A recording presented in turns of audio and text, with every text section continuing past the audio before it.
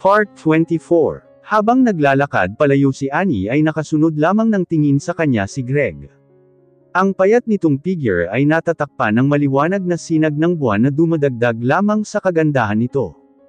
Hindi siya nagsalita o ni umimik man lang habang nakasandal pa rin siya sa kanyang sasakyan. Ang kanyang payat na figure ay nagmistulang isang puno ng jade na nakatayo sa gitna ng maliwanag na buwan. Maliban sa pagkamatay ng kanyang ama ay wala siyang pinanghinayangan, ngunit sa mga sandaling iyon ay nakaramdam siya ng matinding panghihinayang. Labis siya ng hihinayang na hindi niya ito nakilala ng mas maaga. Kung sana lang ay nagkakilala lang sila ng mas maaga, edi sana ay hindi ito nasasaktan ng katulad ng nakikita niya sa mga mata nito. Hindi man ito sabihin na nasasaktan siya, ay kitang-kita niya ang lungkot sa mga mata nito kahit na nakangiti ang mga labi nito. Samantala, bandang 10:00 ng gabi ay natapos na ang birthday party ni Trisha.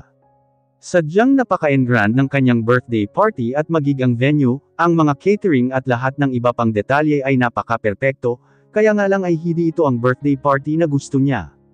Hindi yun sapat para sa kanya. Ang birthday party na gusto niya ay yung magkahawak kamay sila ni Lucas habang naglalakad at nakatitig sa isa't isa na punong-puno ng pagmamahal. Isa pa ay gusto na niyang maisapubliko ang relasyon nila ni Lucas, ngunit sa isang iglap ay nasira ang lahat ng napakagandang plano niya. Binigyan nga siya nito ng birthday party, ngunit isang tipikal na birthday party lamang iyon. Isang pagtitipon lamang iyon na walang emosyon kundi ang ipagdiwang ang kapanganakan.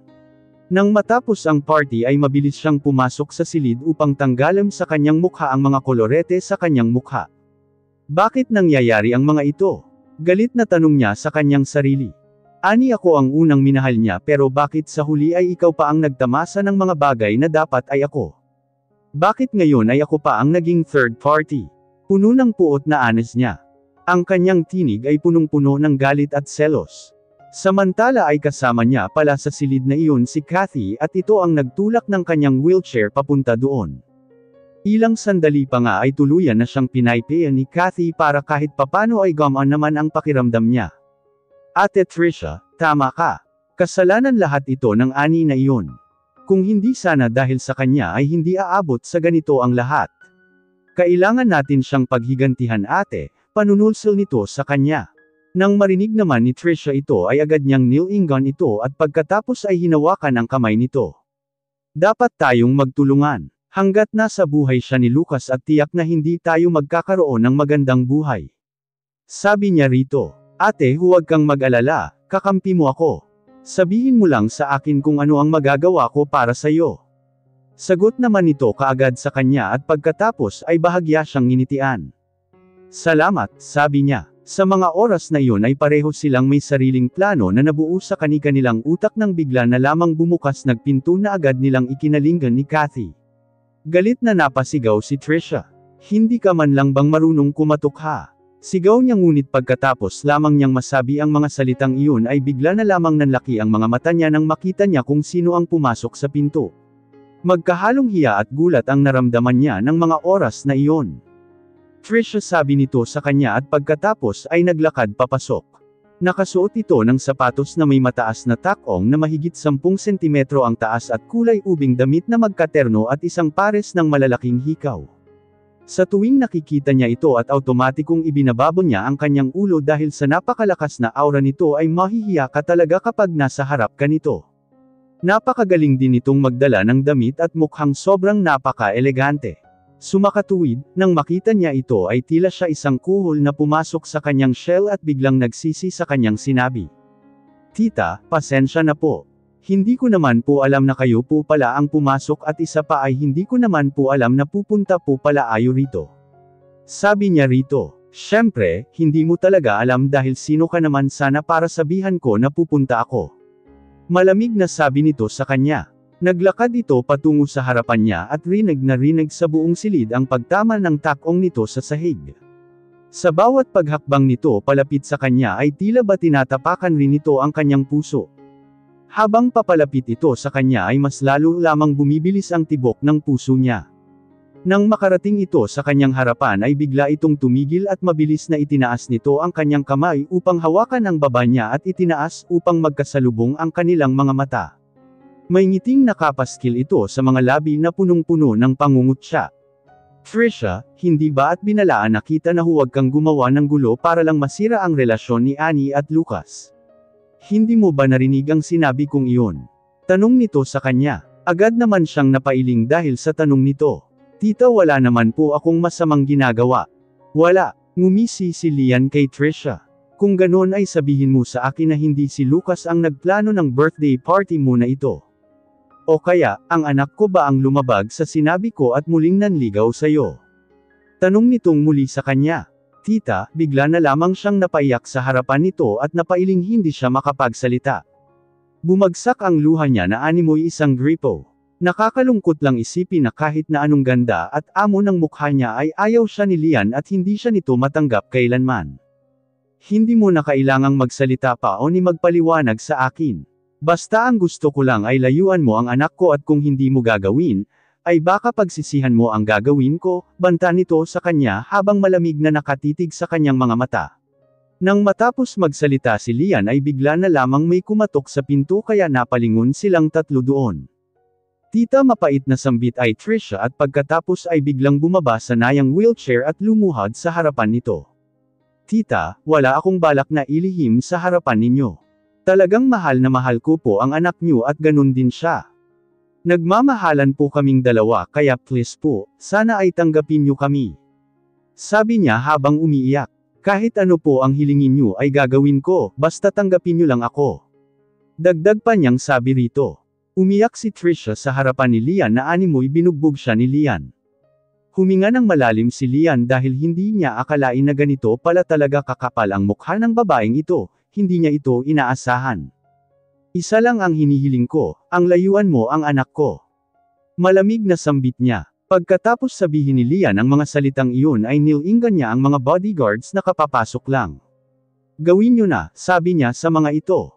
Hindi nga nagtagal ay tuluyan nang naglakad ang mga ito palapit sa kanya pagkatapos ay hinawakan na ang braso ni Trisha at pagkatapos ay binuhat siya paupo sa kanyang wheelchair.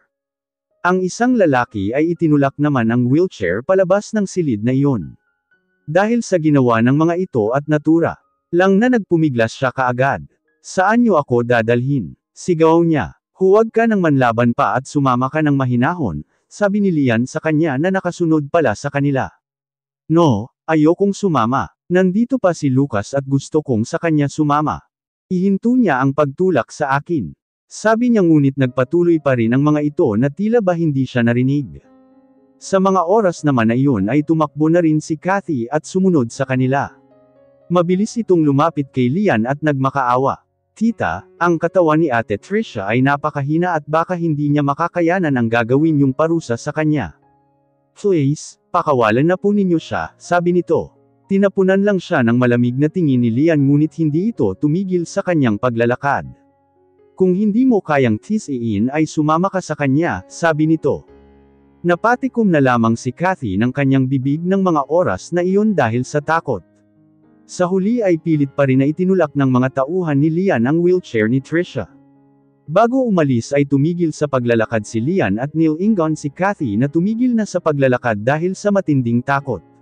Huwag na huwag mong susubukan na sundan siya, Kathy. Alang-alang sa pagiging miyembro mo ng pamilya Montenegro ay mas magiging mabait ako sa'yo, ngunit kapag gumawa ka ng isang bagay na makakasira sa family at lalong-lalo na kay Annie ay baka hindi na kita mapatawad pa, sabi nito at pagkatapos ay tuluyan na naglakad palayo. Samantala, sa kabilang silid ay naroon naman sina Lucas at Alejandro na kasalukuyang nagsasagutan. Pareho na silang galit na galit sa isa't isa ng mga oras na iyon at wala ni isa sa kanila ang balak na sumuko o ni magpatalo man lang. Nang pumasok si Lian sa loob ng silid ay bigla na lamang siyang nakarinig ng malutong na sampal.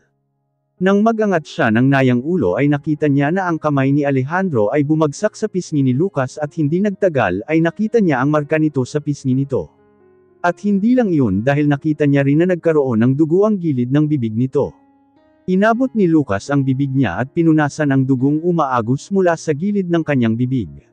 Ngumiti siya at pagkatapos ay tiningnan ng masama ang kanyang ama. Ito lang ba ang kaya mong gawin? Tanong niya rito. Lucas, napakabastos mo na ngayon. Tingnan mo nga kung paano mo ako sagutin, wala ka pang balak na magpakumbaba. Galit na anes nito. Sinalubong niya ang mga galit na titig nito. Sino ka para pagsabihan ako? Sabi niya rito, kung hindi kita tuturuan ng leksyon ngayon ay anong silbi kung ama mo? Galit na sabi nito at pagkatapos ay muli na namang dumapo ang kamay nito sa pisngi ni Lucas sa pangalawang pagkakataon. Sa punto namang iyon ay doon palang lumapit sa kanila si Lian na nakatayo lang kanina at nakamasid at pagkatapos ay hinawakan ang kamay ni Alejandro upang pigilan pa ito. Hiniling ko sayo na pumunta ka rito para tulungan akong lutisin ang problema hindi para palalain pa. Sabi ni Lian rito, isang suwail na anak ang naisilang mo. Galit na sabi ni Alejandro sa kanya at pagkatapos ay nagmarcha papunta sa pinto at lumabas nang hindi man lang limilingon. Samantala ay tinitigan naman ni Lian si Lucas ng may malamig na mga mata. Napatitig rin si Lucas sa kanya ng mga oras na iyon. Kung hindi ako nagkakamali ay ginawa mo yun para patigilan siya sa pagsampal sa akin dahil ayaw mo lang na tumindi pa ang hindi namin pag-iintindihang mag-ama at ayaw mo rin na lalo ko pa siyang kamuhian pero wala iyong silbi, Mami. Hindi ko siya mapapatawad, malamig na anes ni Lucas sa kanya. Tingnan mo ang sarili mo, paano ka naging ganyan? Tanong nito sa kanya, paano? Balik na tanong naman ni Lucas sa kanyang ama. Hindi mo ba alam ang sagot sa tanong mo? Nagmana lang ako sayo. Kung ano ang puno ay siya rin ang bunga. Anong karapatan mo para questionin ako samantalang pareho lang tayo? Malamim na ngumiti si Lucas rito. Hindi ito tungkol sa akin kundi tungkol sa inyo ni Annie, Lucas. Huwag kang pilosopo. Nang mamatay si Papa, hindi ba at nagbilin siya sa iyo na alagaan mo si Annie at mahalin mo siya? Pero ano ang ginagawa mo ngayon? Tanong ng ama niya sa kanya. Napakabastos mo na ngayon. Tingnan mo nga kung paano mo ako sagutin, wala ka pang balak na magpakumbaba. Galit na anes nito. Sinalubong niya ang mga galit na titig nito. Sino ka para pagsabihan ako? Sabi niya rito, kung hindi kita tuturuan ng leksyon ngayon ay anong silbi kung ama mo? Galit na sabi nito at pagkatapos ay muli na namang dumapo ang kamay nito sa pisngi ni Lucas sa pangalawang pagkakataon. Sa punto namang iyon ay doon palang lumapit sa kanila si Lian na nakatayo lang kanina at nakamasid at pagkatapos ay hinawakan ang kamay ni Alejandro upang pigilan pa ito. Hiniling ko sayo na pumunta ka rito para tulungan akong lutisin ang problema hindi para palalain pa. Sabi ni Lian rito, isang suwail na anak ang naisilang mo. Galit na sabi ni Alejandro sa kanya at pagkatapos ay nagmarcha papunta sa pinto at lumabas nang hindi man lang limilingon. Samantala ay tinitigan naman ni Lian si Lucas ng may malamig na mga mata. Napatitig rin si Lucas sa naye ng mga oras na iyon. Kung hindi ako nagkakamali ay ginawa mo yun para patigilan siya sa pagsampal sa akin dahil ayaw mo lang na tumindi pa ang hindi namin pag-iintindihang mag-ama at ayaw mo rin na lalo ko pa siyang kamuhian pero wala iyong silbi, Mami. Hindi ko siya mapapatawad, malamig na anes ni Lucas sa kanya. Ngayon ko masasabi na deserve mo ang mga sampal na iyon Lucas. Naisip mo ba ang mararamdaman ni Annie ngayon dahil sa ginawa mong pag-oorganisa ng birthday party para sa Trisha na iyon na napaka-grand? Tanong nito sa kanya. Nang marinig niya ang pangalan ni Annie ng mga oras na iyon ay nakaramdam siya ng labis na kalungkutan sa kanyang puso, lalo na nang maisip niyang umalis ito kasama ang Greg Marasigan na iyon.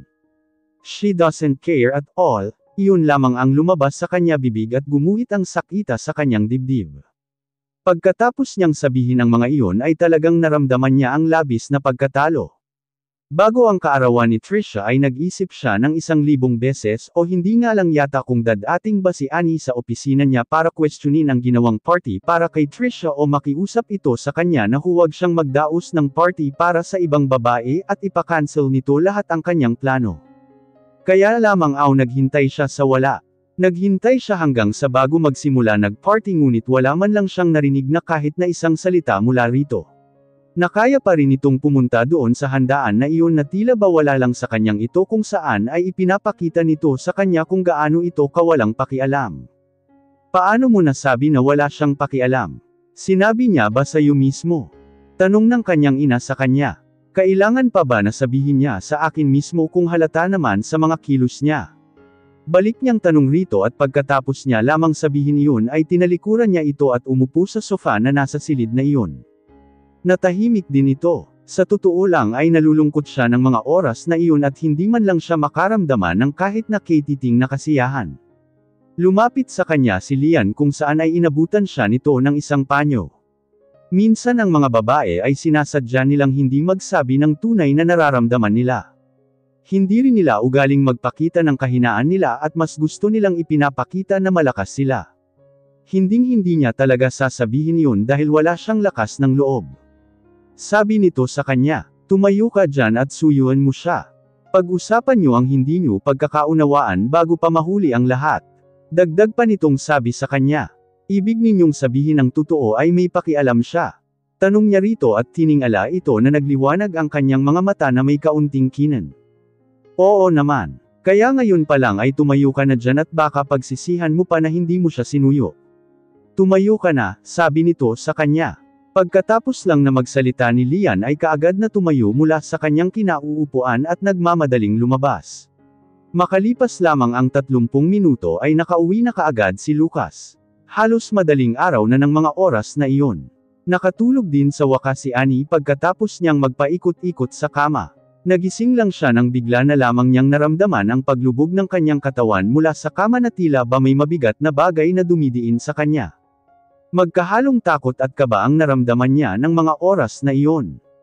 Sa sumunod na sandali ay bigla na lamang niyang naamoy ang pamilyar na amoy at pagkatapos ay doon na niya narinig ang tinig ni Lucas. Annie, alam kong nagpunta ka sa birthday party, sabi nito sa kanya. Agad na nagulat si Annie sa kanyang narinig dahil kaya siya umalis doon ng maaga ay dahil ayaw niyang malaman nito na nagpunta siya doon. Marahil ay sinabi rito ni Trisha na nagpunta nga siya. Hindi siya sumagot rito ng mga oras na iyon. Nang makita nitong nakatikom lamang ang kanyang bibig at hindi sumagot ay muling nagsalita si Lucas. Bakit ayaw mong magsalita? Tanong nitong muli sa kanya. Anong gusto mong sabihin ko? Malamig na tanong niya rito. Isa pa ay wala siyang alam na sabihin rito ng mga oras na iyon. Bakit ka pumunta doon? Tanong nito sa kanya. Sa totoo lang ay ayaw sagutin ni Annie ang tanong nito dahil ang tanging gusto niya lang ay manahimik at makatulog ng payapa. Bigla niyang iniunat ang kanyang kamay upang itulak si Lucas pero mas lalo lamang siya nitong diniin. Kung hindi mo sasagutin ang mga tanong ko ay mananatili ka dyan. Hindi kita paalisin dyan, sabi nito sa kanya at naamoy niya ang amoy ng alak na humalo sa hininga nito. Itinaas ni Annie ang kanyang ulo upang salubungin ang mga mata nito at pagkatapos ay ibinuko niya ang kanyang bibig. Tutal naman ay tinanong siya nito ay bakit hindi niya pasabihin rito ang totoo. Lucas, sa palagay mo ba ay matatahimik lang ako kapag nalaman mong ang asawa mo ay nag-organisa ng isang napakabonggang birthday party para sa ibang babae? Nagpunta ko doon para makita mismo ng mga mata ko. Si Trisha ang pinakamamahal mong babae at gusto mong ibigay sa kanya ang pinaka-the best sa mundong ito, pero ako. Isa lang akong laruan para sa'yo. Tayo ka mo lang ako naaalala kapag kailangan mo ako at pagkatapos pag hindi mo na kailangan ay itatapon na lamang sa isang tabi. Isa pa ay alam kong wala akong karapatan na pakialaman ang mga desisyon mo, hindi ba? Kahit na gusto mong sungkitin ang mga bituin para lalay sa kanya ay wala akong magagawa kundi panuurin na lang sa isang tabi at walang magawa. Di ba? Kaya bakit pa? Kapag pinigilan kita at nakialam ako, susundin mo ba ako? Hindi, mahabang sabi niya rito. Sobrang sakit ng nararamdaman niya ng mga oras na iyon sa totoo lang. Isa pa ay sinisikap niya talagang pigilan ang sarili na isipin ang mga bagay na iyon ngunit pinilit siya nitong tinanong at wala na siyang magawa pa kundi sabihin rito ang tunay na nararamdaman niya. Lucas, bakit sobrang lupit mo? Kapag sinabi mo sa akin ang mga yan ay hindi ko sana ginawa ang mga bagay na iyon. Kung sana sinabi mo lang sa akin ang pagtutol mo ay hindi ko sana ginawa at iyon lang naman ang hinihintay ko, sabi ni Lucas sa kanya. Nang marinig ni Annie ang sinabi ni Lucas ay kaagad siyang natigilan at naisip pa niya na baka nagkamali lamang siya nang narinig at guni-guni niya lamang iyon ngunit ang boses ni Lucas ay pulit-ulit niyang narinig sa kanyang tenga. Basta tumanggi ka ay hinding-hindi ko gagawin, sabi nito sa kanya. Napatitig si Annie sa mukha ni Lucas at pagkatapos ay may mapait na ngiti. Lucas, itigil mo na ang pagbibiro mo dahil hindi. Bago pa man siya matapos sa kanyang sinasabi ay kaagad nang nagsalita si Lucas. Annie, hindi ako nagbibiro dahil lahat ng sinabi ko sa iyo ay totoo, sabi nito sa kanya. Sa mga oras na iyon ay wala siyang magawa kundi ang tumitig sa mga mata nito at kitang-kita niya ang sinseridad sa mga iyon. Pinanatili ni Annie na nakatitig rito, isa pa ay ayaw niyang magpadala sa mga sinabi nito. Pero Lucas, pasensya ka na pero wala na akong dahilan para maniwala pa sa'yo. Malamig na sagot ni Annie sa kanya. Sa ilang kadahilanan ay bigla na lamang naalala ni Lucas ang tungkol sa suit na binili ni Annie at pagkat-apso ay sumagi rin sa kanyang isipan na ang walang katulad na gwapong mukha ng Greg Marasigan na iyon. Itinaas niya ang kanyang mga kamay at hinawakan si Annie at pagkatapos ay tinitigan ng malamig. Kung ayaw mo akong paniwalaan ay sino ang pinaniniwalaan mo na ngayon? Malamig din ang boses nitong nagtanong sa kanya. Ang Greg ba na iyon? Dagdag pa nitong tanong nito sa kanya. Nang marinig ni Annie ang pagbanggit nito ng pangalan ni Greg ay bigla na lamang nagsalubong ang kanyang mga kilay. Nang makita ang reaksyon ni Annie ay mas lalo pang nagalit si Lucas. Naaalala mo ba ang sinabi ko sa'yo na huwag ka nang lalapit sa kanya? Hindi mo ba narinig ang sinabi kong iyon sa'yo? Tanong nito. Ano naman sa'yo ngayon? Balik niyang tanong rito. Sinabi ko rin sa'yo na ayaw kong nakikipagkita ka sa Trisha na iyon, lumayo ka ba sa kanya? Iniwasan mo ba siya? Lucas, bakit ba palagi na lang ako? Palagi mo na lang akong pinagbabawalan pero ikaw mismo sa sarili mo ay hindi mo naman magawa. Inis na anes ni Annie ng mga oras na iyon. Napaka hindi makatuwiran ng mga pinagsasasabi nito sa kanya. Ganyan ba talaga ang tingin mo sa akin? Tanong naman nito sa kanya habang nakatitig sa kanya ang malalamig nitong mga mata na halatang nagpipigil ng kanyang galit na pahawak siya sa dibdib nito at pagkatapos ay itinulak ito palayo sa kanya. Hindi ito ang tamang oras para mag-usap tayo kung pareho tayong mainit ang ulo. Sabi na lamang niya. Sa halip na bitawan siya ni Lucas ay mas lalo pa nitong hinigpitan ang pagkakahawak nito sa kanya. Ito ang pinakamandang pagkakataon para mag-usap tayo dahil walang ibang tao at tayo lang dalawa ang nandito. Sabi naman nito sa kanya, Lucas, huwag kang gumawa ng gulo. Pagod ako kaya kung pwede lang ay bitawan mo na ako. Sabi niya rito. Dahil sa mga binitawang salita ni Annie ay mas lalo lamang nagalit si Lucas. Kanina pa siya nagpipigil ng kanyang galit ngunit dahil sa sinabi ni Annie ay tila ba minsanan itong sumabog bigla. Talaga. Ngumisi si Lucas. Ganyan ba talaga o sadyang wala ka lang pakialam? Tanong nito. Napakasaya mong makipag-usap sa Greg na iyon at halos hindi maalis-alis ang ngiti sa iyong mga labi pero pag sa akin ay halos ayaw mong makipag-usap. Ani, alam mo pa ba kung ano mo ako? Tanong ni Lucas sa kanya. Pagkakakilanlan. Sino nga ba siya? Malamig siyang tumitig rito at pagkatapos ay ngumiti. Lucas, hindi ka pwedeng maging mayabang. Paulit-ulit mong sinabi sa akin na alalahanin ko kung sino ako pero paano ka naman? Bago mo inorganisa ang birthday party na iyon ay naisip mo ba na ikaw ay kasal na at nananatili pa ring kasal? Tanong niya rin dito. Naisip mo ba ang mararamdaman ko bilang asawa mo at ang kahihiyan na aabutin ko dahil sa ginawa mo? Ngayong gabi ay hindi niya pipigilan ang sarili niya at sasabihin niya rito lahat ng gusto niyang sabihin dahil sa sakit na nararamdaman niya sa kanyang dibdib. Sa totoo lang ay napakahina niya at pilit niya itong pinagbibigyan pero ano ang napala niya? Inabuso nito ang kabaitan niya at pagsasawalang kibo niya dahil palagi na lamang siya nitong sinasaktan. Paulit-ulit na lang. Ilang beses niyang sinubukan na mapakurap at nagbabakasulaking mapaurong niya ang mga luha na nagbabadya ng tumulo mula sa kanyang mga mata. Hindi mo man lang ako naisip. Sa mga mata mo, sa puso mo ay siya lang lagi ang iniisip at hanggang ngayon ay hindi ko pa rin maintindihan kung ganun mo ba talaga siya kamahal. Bakit kailangan pa na pilitin mo ang sarili mo na manatili sa akin? Ano bang ibig sabihin ng pagsasamang ito sa'yo? Puno ng sakit na tanong niya rito. Kung nahihirapan ka ay sabihin mo sakin, hindi mo kailangang makonsensya o sisihin ang sarili mo. Handa akong akuan iyon sa harapan ng puntod ni Lolo, luluhod ako doon at sasabihin ko sa kanya na ako ay hindi talaga ang karapat-dapat para sa iyo, at sasabihin ko sa harapan niya na gusto ko nang maghiwalay na tayo. Puno ng sakit na sambit niya. Kaya Lucas, gawin na natin ito. Tapusin na, hindi pa niya natatapos ang mga sasabihin niya nang bigla na lamang hinawakan ni Lucas ang kanyang baba at pagkatapos ay hinalikan siya ng mariin. Malakas siyang napahawak sa dibdib nito at itinulak ito, pilit siyang nagpumiglas. Ang buong katawan ni Lucas ay parabang naging isang sementadong pader na pinipigilan siya ng mahigpit upang hindi siya makagalaw. Bitawan mo ako. Anggal niya rito at bahagyang sumigaw. Bitawan mo ako. sabi niya sa pagitan ng mga paghalik nito sa kanya. Sa lahat ng ginawa niyang panlalaban ay walang silbi ang lahat ng iyon. Mas idiniin lamang siya sa kama ni Lucas na parang isang baliw. Sa huli ay halos maubos ang kanyang lakas. Wala na siyang lakas para magpumiglas pa. Kung ano ang gusto nitong gawin ay hahayaan na lang muna niya ito. Hindi niya matindaan kung gaano siya katagal na hinalikan ni Lucas at pagkatapos ay tumigil rin ito sa wakas. Tumitig ito sa kanyang mga mata. Ani, bawiin mo ang mga salitang binitawan mo. Hindi ako papayag na napakadali lang para sayo na sabihin sa akin ang mga salitang iyon, sabi nito sa kanya. Ang alin? Ang maghiwalay na tayo, sabi niya at sinadya niya talaga iyon. Nang muling marinig ni Lucas ang mga salitang iyon ay umahan na naman ang galit sa kanyang dibdib.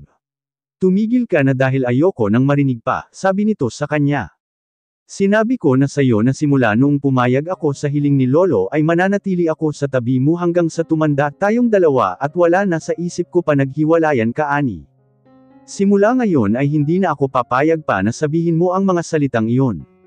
Sabi ni Lucas kay Ani. Napatitig naman siya rito. Lucas, alam mo ba na bata pa ako at may mga expectation ako. Ang gusto kong pagsasama ay yung lalaki ay na-inlove sa babae kung saan ay nagmamahalan silang dalawa kaya sila nagpakasal, hindi pagsasama na walang anumang emosyon kundi dahil lang sa kahilingan ng sinuman. Walang ganang, sabi niya rito. Di bale na nga, sabi niya na lamang kahit na may mga gusto pa sana siyang sabihin. Pagod ako at gusto kong magpahinga, sabi niya rito at pagkatapos ay tuluyan ngang itinulak ito palayo sa kanya. Sa pagkakataon iyon ay hindi naman na siya pinigilan ni Lucas at hinayaan na siya nito. Agad na nakatayo si Ani at pagkatapos ay pumunta sa kabinet upang kumuha ng kumot at lalabas na sana siya ng pinto nang bigla na lamang niyang narinig ang boses ni Lucas mula sa kanyang likuran. Saan ka pupunta? Huminto siya sa kanyang paglalakad at pagkatapos ay nilingan niya ito. Simula sa araw na ito ay mas mabuti nang maghiwalay tayo ng tulugan. Sa kabilang kwarto na lang ako matutulog, sabi niya rito at pagkatapos nun ay bigla na lamang niyang binuksan ang pinto at lalabas na sana nang bigla na lamang niyang naramdaman ang pag-angat niya mula sa sahig. Ilang sandali pa nga ay naramdaman na lamang niya ang paglapat ng kanyang likod sa malambot na kama. Pagkatapos siyang maihiga ni Lucas sa kama ay kaagad din siya nitong kinumutan. Ilang sandali pa nga ay hinalikan ni Lucas si Ani sa noo nito. Matulog ka na. Hindi mo na kailangang pumunta sa kabilang silid, ako na lang ang pupunta, sabi nito sa kanya. Pagkasabi nito ay kaagad na itong lumabas at isinara ang pinto.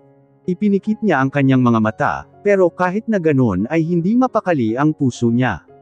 Dahil sa mga nangyari ay bigla na lamang siyang nakaramdam ng pagkahapo kaya ito ang naging dahilan kung bakit siya nakatulog kaagad. Sa makatuwid ay hindi na namalayan pa ni Ani na pumasok sa silid niya si Lucas dahil tulog na siya. Upang hindi magising si Ani sa mahimbing niyang pagtulog ay nagdahan-dahan si Lucas na pumasok sa silid upang hindi siya makagawa ng kahit na anumang ingay. Ingat na ingat ang ginawa niyang pag-upo sa tabi ni Ani at pagkatapos ay tinitigan ito habang mahimbing itong natutulog. Ani, alam mo ba? Sa totoo lang ay gusto ko lang naman marinig mula sayo na may pakialam ka sa akin. Iyon lang naman talaga ang hinihintay ko, dahil kapag narinig ko iyon sayo ay ipinapangako kong makukontento ako. Bulong niya sa kanyang isip. Pero sa halip na sabihin nito ang mga salitang iyon ay hindi niya iyon narinig mula sa bibig nito. Isa pa ay nang sabihin niya ang mga salitang iyon rito kanina ay tila ba kinasusuklaman nito lahat ng sinasabi niya.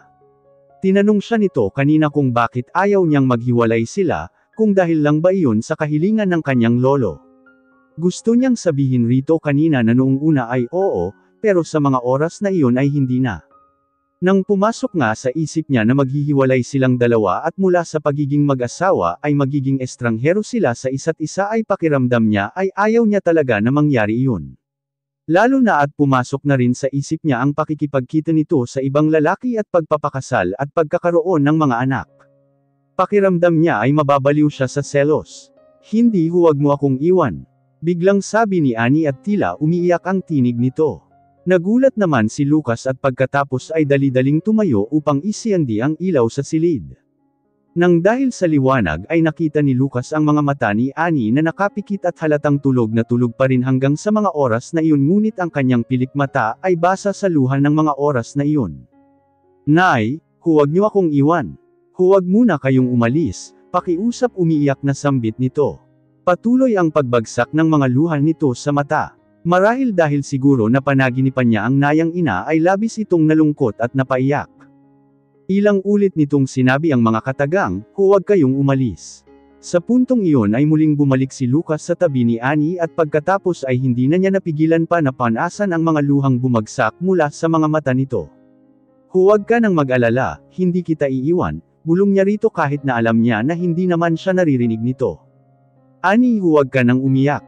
Matulog ka na at ipinapangako ko sa'yo na kahit anong mangyari ay hinding-hindi kita liwan. Dagdag pa niyang sabi rito. Hinaplos niya ang pisngi nito at ilang sandali pa nga ang lumipas ay tuluyan na ngang tumigil si Annie, hindi na ito umiyak at mukhang nakatulog na muli ng mahimbing. Pagkagising ni Annie ay umaga na at hindi niya sinasadya na kaagad na mapatingin sa tabi niya. Hindi siya sigurado kung nananaginip ba siya kagabi o kung ano, pero pakiramdam niya at tila ba narinig niya kagabi ang tinig ni Lucas. Kaya lang ay wala siyang nakita sa kanyang tabi at wala man lang kahit isang gusot sa tabi niya, kaya mukhang walang natulog sa tabi niya. Upang makasiguro niya ay hinawakan niya ang bedsheet at doon niya naramdaman na malamig ito. Kung mayroon sanang nahiga doon ay kahit papano ay may init siyang naramdaman kahit na kaunti lamang, ngunit nanatili naman itong malamig. Naisip niya tuloy na baka nga nananaginip lang siya kagabi. Pagkatapos noon ay kaagad siyang bumangon at pumasok sa banyo upang maghilamos. Nagbihis rin siya ng kanyang damit at bumaba na sa kusina. Pagbaba niya sa kusina ay nalaman niya na wala na doon si Lucas at pumasok na sa opisina, ngunit nakahanda ang mga pagkain sa lamesa at mukhang hinihintay siya. Noong bagong kasal sila ay kumuha si Lucas ng mga katulong nila, ngunit dahil hindi siya komportable sa mga ito dahil nga hindi niya naman kakilala ang mga ito ng personal ay stay out ang mga ito. Umaalis ang mga ito sa gabi at darating lang sa umaga. Araw-araw silang pumupunta doon upang maglinis at magluto. Kung tapos na ang kani-kanilang mga gawain ay pwede na rin namang umalis ang mga ito. Pero nang araw na iyon ay naiwan sa kanilang bahay ang pinakamatanda nilang kasambahay. Nang umupo nga siya sa mesa at nag-umpisang magsandok ng kanyang makakain ay doon naman ito naglapag ng isa pang ulam na kaluluto lamang nito ng mga oras na iyon. Hiha, kailangan mong kumain ng kumain. Tingnan mo ang katawan mo, ang laki na nang ibinagsak. Payat ka na dati pero mukhang pamayat ka palalo, sabi nito sa kanya.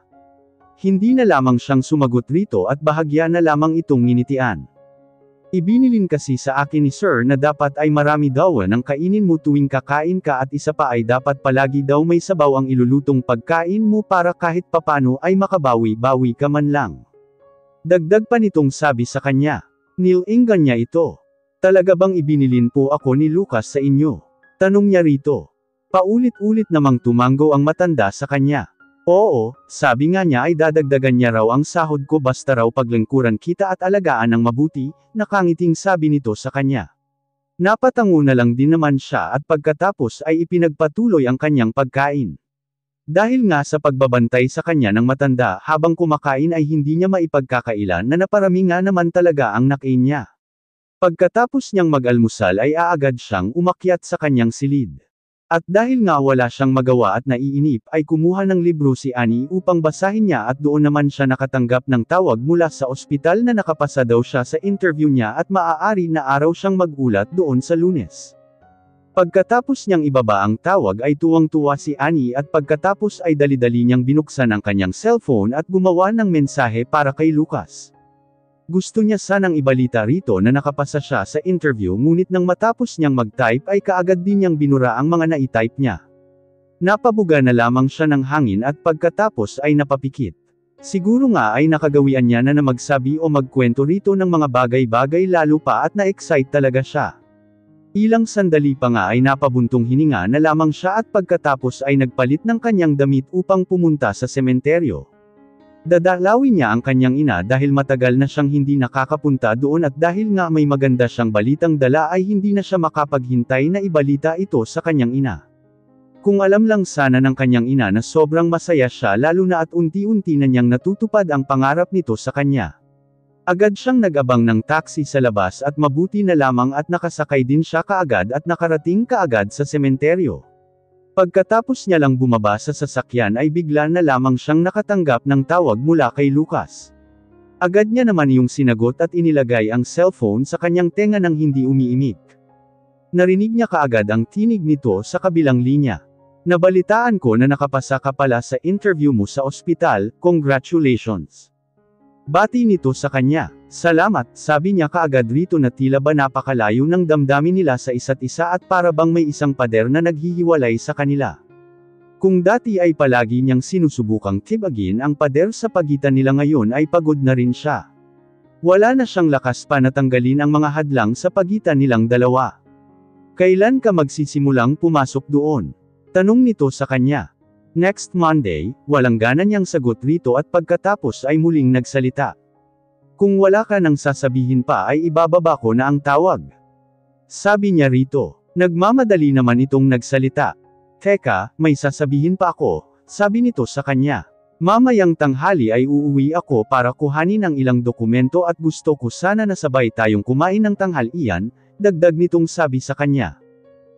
Mahinahong sagot ni Annie rito at pagkatapos ay napaisip bigla. Pwede mo namang ipakuha na lang kay Kian ang mga dokumentong kailangan mo, sabi niya. Hindi naman pwede na siya ang maghanap ng dokumentong kailangan ko, sabi nito sa kanya. Ano naman, okay lang sa akin na pumasok siya doon. Wala akong pakialam, sabi niya naman rito. Sa pagkakataon namang iyon ay bigla na lamang humigpit ang hawak ni Lucas sa kanyang cellphone ng mga oras na iyon at may kung anong kirot sa kanyang dibdib nang marinig niya ang sinabi nito sa kanya. Ano naman? At talagang sinabi talaga nito sa kanya na wala siyang pakialam. Isa pa ay kwarto nila yung dalawa at naaalala niya pa na noong nagpakasal sila ay hindi nito pinayagan ang mga kasambahay na pumasok doon at ang sabi ni Annie ay siya na lamang daw ang maglilinis doon pero bakit ngayon ay wala na itong pakialam kung may lalaki mang pumasok doon at maghanap ng kung ano. Hindi siya nakapag-isip ng maayos ng mga oras na iyon at biglang umahan ang galit sa kanyang dibdib. Pero iniisip ko na ayaw mong magpapasok ng iba sa silid natin hindi ba? Tanong niya rito habang pinipilit na maging kalmado sa kabila ng galit na nararamdaman niya. Nasabi na lamang ni Annie at pagkatapos ay napatingin siya sa oras sa kanyang cellphone at pagkatapos ay muling nagsalita. Ganun ba? Uuwi na lang ako ng maaga kung ganun at sabihin mo na lang kay Kian na wala pa ako doon. Sabi niya rito. Sa kabilang banda ay napasimangot naman si Lucas nang marinig niya ang sinagot nito. Wala ka sa bahay. Saan ka nagpunta? Agad niyang tanong rito. Well, nagpunta ako rito sa sementeryo para dalawin si nanay. Matagal na kasi akong hindi nakakadalaw rito sabi niya rito. Don't worry, uuwi ako sa bahay bago magtanghali, dagdag pa niyang sabi bago niya tuluyang ibinaba ang tawag na hindi man lang hinintay ang magiging sagot ni Lucas sa kanya. Ilang segundo pa na nakalagay sa tenga ni Lucas ang kanyang cellphone at pinapakinggan ang tunog ng pagpatay ng tawag at pagkatapos ay napabuntong hininga siya bago niya ibinaba ang kanyang cellphone sa kanyang mesa. Pagkababa niya ng kanyang cellphone niya sa mesa ay kaagad iyong tumunog kaya pinulot niya ito at nang tingnan niya kung ano iyon ay isang paalala tungkol sa panahon ng araw na iyon. Sa mga oras na iyon ay doon din naman pumasok sa loob ng kanyang opisina si Kian. Sir, mukhang uulan ng malakas ngayon. Gusto niyo bang ayusin natin ulit ngayon ang schedule ninyo? Tanong nito sa kanya. Agad naman na tumanggo si Lucas. Kailangan mo talagang baguhin, sabi niya rito. Teka, ikuha mo ako ng malaking payong. Bilin niya rito. Iniisip niya kasi na susundan niya si Annie sa sementeryo. Bagamat kaya niyang magmaneho ng sasakyan sa labas ng sementeryo ngunit sigurado siya na hindi ito makakapasok sa loob. Bukod pa doon ay may kalayuan pa ang mismong nicho ng ina ni Annie sa mismong bakana ng sementeryo kaya kakailanganin niya rin talaga ng payong. Nang matapos niyang ibilin kay Kian ay dali-dali rin naman itong lumabas ng opisina niya at nang bumalik ito ay may daladala na nga ito kaagad na payong at ibinigay na sa kanya. Agad niya naman itong kinuha at pagkatapos ay tumayo na siya mula sa kanyang kinauupuan at dumiretso palabas hanggang sa makarating na nga siya sa may elevator. Pagkapasok niya doon ay kaagad niyang nilingon si Kian at pagkatapos ay nagsalita. Ikansela mo na rin pala lahat ng schedule ko mamayang hapon, sabi niya rito. May pupuntahan ka ba si Arpa Kopya Prime? Tanong nito sa kanya na nakakunot pa ang mga noo nito na nagtanong sa kanya. Well, oo at hindi mo na ako kailangang ipag-drive pa dahil ako na lang mag-isa ang pupunta. Sabi niya rito. Pero sir, malapit na pong bumuhos ang malakas na ulan at napakadelikadong mag-drive kapag malakas ang buhos ng ulan dahil madulas ang kalsada. Bakit hindi nyo na lang po muna patiliin ang ulan bago kayo lumabas? Tanong nito sa kanya. Napabuntong hininga na lamang siya. Well, baka huli na kapag pinatila ko pa ang ulan kaya ngayon ko na kailangang umalis. Sabi niya rito. Pagkatapos niyang sabihin iyon ay dali-dali na siyang lumabas mula sa elevator dahil eksakto naman nang bumukas iyon at dali-daling nagpunta sa may parking lot. Pagkatapos namang makipag-usap ni Annie kay Lucas ay naglakad na siyang patungo sa kung saan nakalibing ang kanyang ina at pagkatapos ay nang makarating na siya doon ay agad niyang inilapag ang dala niyang bulaklak sa harap nito. Ilang sandali pa ay naupo siya sa harapan ng puntod nito. Nay, nandito ako para dalawin ka. Pasensya na nay at medyo natagalan ako na bisitahin ka ulit rito. Sabi niya sa harapan ng puntod ng kanyang ina. Napangiti siya ng mapait. Alam mo ba nay, nagdaming nangyari nitong nakaraan at naguguluhan na rin ako. Buntis ako ngayon sa kambal nay at noong nalaman ko ay sobrang saya ng pakiramdam ko pero si Lucas, tumigil siya. Nagsabi siya sa akin na maghihiwalay na raw kami noong araw na gusto ko na sanang sabihin sa kanya na buntis ako pero pinili ko na lamang ang itago sa kanya ang ipinagbubuntis ko hanggang sa mga oras na ito. Nariyan din ang tungkol sa pagkamatay ni Lolo. Hindi ko rin naikwento sa inyo dahil wala akong lakas na pumunta rito para sabihin sa inyo. Sabi niya at pagkatapos ay hinaplos niya ang lapida ng kanyang ina. Nay, napaginipan kita kagabi. Napaisip kasi ako nitong mga nakaraang araw na siguro kung nandito ka pa, hindi ako matatakot na maghiwalay kami ni Lucas dahil mayroon pa rin akong uuwi ang pamilya at mayroon pa rin akong masasandalan kahit na papano. Pagkatapos niyang magsalita ay bigla na lang siyang nalungkot bigla at hindi niya rin naiwasan na hindi mapaluhan ng mga oras na iyon kung saan ay kaagad niya rin namang pinunasan ang gilid ng kanyang mga mata pagkatapos ay pilit nang umiti sa harapan ng puntod nito. Nay, talagang pumunta ako rito sa iyo ngayon para sana sabihin sa iyo ang isang napakasayang bagay. Nakapasa na ako sa ospital nay kahit na nasa internship period pa ako. Pinilit niya ring pasiglahin ang kanyang tinig ng mga oras na iyon. Pero huwag kang mag-alala nay dahil gagalingan ko at magsusumikap na maging opisyal na akong empleyado sa ospital na iyon pagkatapos ng graduation ko, sabi niya rito. Pagkatapos niya lang nasabihin iyon ay bigla na lamang dumating ang napakalakas na kulog mula sa langit kung saan ay napatingala siya at bahagya siyang nagtaka nang makita na maaraw pa naman pero kumukulog na.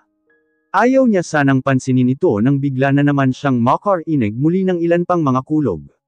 Dahil rito ay kaagad niyang kinuha ang kanyang cellphone sa kanyang bulsa at doon na nga niya nakita na meron nga palang paalala tungkol sa napakalakas na ulan sa araw na iyon sa lugar nila. Dahil nga mukhang uulan ng malakas ay kailangan na niyang umuwi kaagad bago pa siya maabutan ng napakalakas na ulan. Kaagad siyang tumayo at saglit na nagpaalam sa kanyang ina bago siya nagsimulang maglakad. Dahil nga medyo liblib ang lugar na iyon ay sigurado siya na wala halos dumadaang sasakyan doon at baka mamaya ay abutan siya ng ulan. Dahil sa pag-iisip na baka wala siyang masakyan ay bahagyang nabalisa si Annie nang wala sa oras habang naglalakad.